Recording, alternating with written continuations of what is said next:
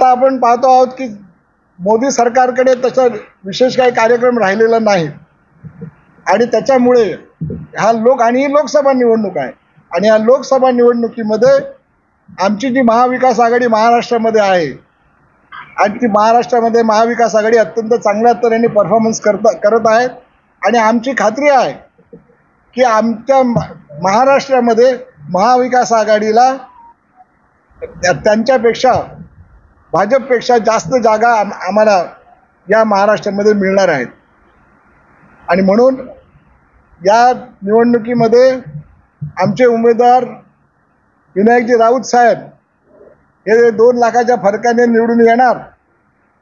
त्याचप्रमाणे त्यांचं काम हे आपण पाहिलेलं आहे। जनतेच्या अत्यंत जवळचा उमेदवार, प्रामाणिकपणा त्यांच्या सातत्याने लोकांनी पाहिलेला आहे। विकास कामं त्यांनी अनेक घडवून आणलेली आहेत। आमचं इंजिनिअरिंग आपलं मेडिकल कॉलेज, एवढं मोठं मेडिकल कॉलेज गव्हर्नमेंट लेवलला कुणालाही मिळत नाही। ते मेडिकल कॉलेज आपल्याला त्यांनी विनायक राऊतांनी आणि उद्धवजी मुख्यमंत्री असताना मिळालेलं आहे।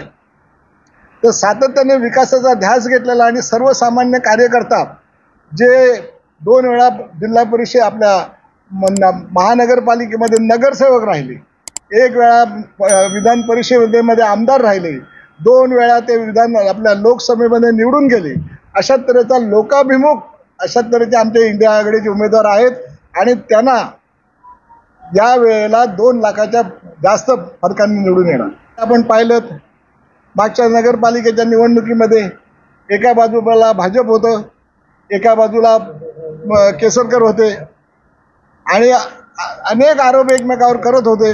प्रत्येक संस्थेमध्ये राजकारण सुरू होतं, परंतु आता आम्ही बघतो आहोत निवडणूक जसजशी जवळ यायला लागलेली आहेत तशा राजन तेली आणि त्यांचे सर्व सहकारी हे आता दीपक केसरकर यांच्या कार्यालयामध्ये जाऊन पत्रकार परिषद घ्यायला सुरुवात केलेली आहे। त्यांनी याचं द्योतक काय आहे यांना वाटतं की कदाचित आता नारायण राणेंना उमेदवारी मिळाली असं त्यांना जरी वाटत असलं तरी प्रत्यक्षात मात्र हा डाव वेगळ्या तऱ्हेने चाललेला आहे। तो भाजपच्या कार्यकर्त्यांच्या लक्षात येत नाही आणि जरी समजा उद्या कोणी उमेदवार असले तरी विनायक राऊत 2 लाखाच्या मताच्या फरकाने निवडून येणार आणि राजन तेलींना कितीही स्वप्न पडली तरी केसरकर काय त्यांना मदत करणार नाही।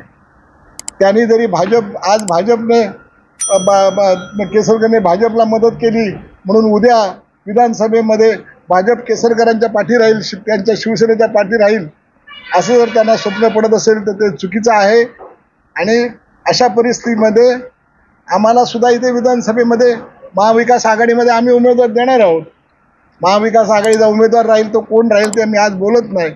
आमच्या वतीने आम्ही अर्चनाताईंचं नाव घेतो, राष्ट्रवादीच्या वतीने बाळागावडे शिवसेनेच्या मधून उमेदवारी मागतायत, परत दुसरे परब आहेत शैलेश परब ते मागतायत आणि काँग्रेसमधून कदाचित उमेदवार। पण काही झालं तरी आमचा महाविकास आघाडीचा उमेदवार या केसरकर किंवा राजन तेली यांच्या विरोधात उभा असणार आणि त्यांना जे वाटतंय की आम्ही जर दोघं जवळ येऊन आलो तरी सुद्धा ज्यांनी एकमेकाला आयुष्यभर फसवत आलेले आहेत राजकीय दृष्ट्या, मी व्यक्तिगत बोलत नाही, राजकीय दृष्ट्या ते कदापि एकमेकाला साथ देतील अशा तऱ्हेचं स्वप्न दोघांनी बघू नये।